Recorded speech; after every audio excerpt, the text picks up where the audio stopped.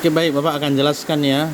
Semua tadi sudah memberikan jawaban yang hampir pas ya, sudah mendekati. Cuma saya akan menjelaskan atau membuat penjelasannya yang lebih detail gitu ya. Nah, jadi nanti karbon dioksida atau CO2 ini hasil pembakaran yang sempurna. Nah, sebenarnya ini ada juga yang bersifat yang positif ya, yaitu ini yang dipakai nanti untuk respirasi dari atau tumbuhan ya,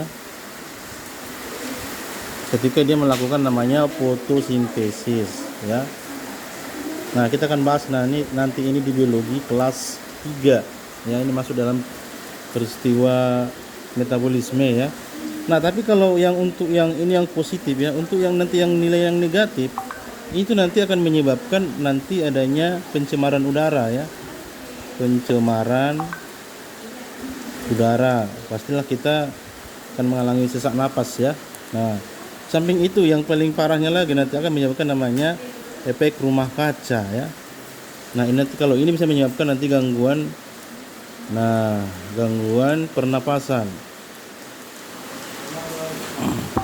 Tetapi kalau untuk yang satu lagi efek rumah kaca ya, kalau efek rumah kaca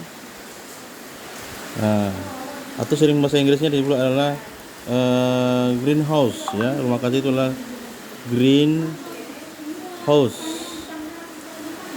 Nah, jadi gini dia prosesnya ya, bertahu kalian ya. Jadi kalau nanti misalnya inilah bumi, nah agak bulat dia enak ya. Jadi bumi ini ada sebenarnya bumi ini butuh namanya karbon dioksida, tapi dalam komposisi yang tepat begitu ya. Nah, tujuannya adalah sebagai mantel pemanas dari bumi ini, dari kedinginan. Akhirnya bumi ketika malam hari tidak sampai minus. Nah, kalau nggak ada mantel CO2 ini yang ada di atmosfer, nanti bumi ini seperti nanti planet setelah bumi, Venus ya, Venus. Ketika malam hari Venus itu minus 200 ya. Karena apa? Nggak ada alat ataupun nggak ada di dalam atmosfernya itu CO2 sebagai alat untuk panasnya ya. Jadi tetap hangat dia. Nah, tetapi efeknya apa yang terjadi? Tapi kalau terlalu banyak salah juga. Gimana salahnya? Kalau terlalu banyak nanti dia, jika terlalu banyak kandungannya, kenapa terjadi? Karena adanya pembakaran dari di sekitar bumi ini, pembakaran sampah lah, asap kendaraan lah, ya kan, kebakaran hutan lah, ada letusan gunung berapi lah. Akhirnya ini menebal CO2-nya nih. Jika terlalu banyak nanti apa yang terjadi? Nah, kalau nanti datang sinar matahari atau ultraviolet ya, anggaplah sinar matahari yang jauh ya gitu ya. Jadi nanti sinarnya itu nanti bisa sinar UV ya atau ultraviolet nanti tembus. Nah, harusnya kan bumi juga nanti akan mengembalikan lagi sebagian. Namun karena adanya tadi terlalu banyak CO2, terlalu tebal dia. Akhirnya apa terjadi?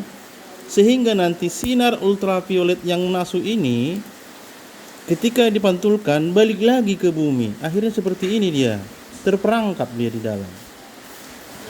Apa yang terjadi kalau terperangkap? Sehingga suhu bumi menjadi semakin tinggi. Suhu bumi semakin tinggi, apa yang terjadi? Nanti terjadilah di sini pemanasan global. Nah, pemanasan global ya. Naiknya suhu bumi. Apa yang terjadi lagi kalau panas? Nanti di kutub utara akan terasa panas sehingga es di kutub itu nanti meleleh atau melebur ya. Nah, nanti akan terjadi perubahan iklim yang drastis. Nah, itu dia.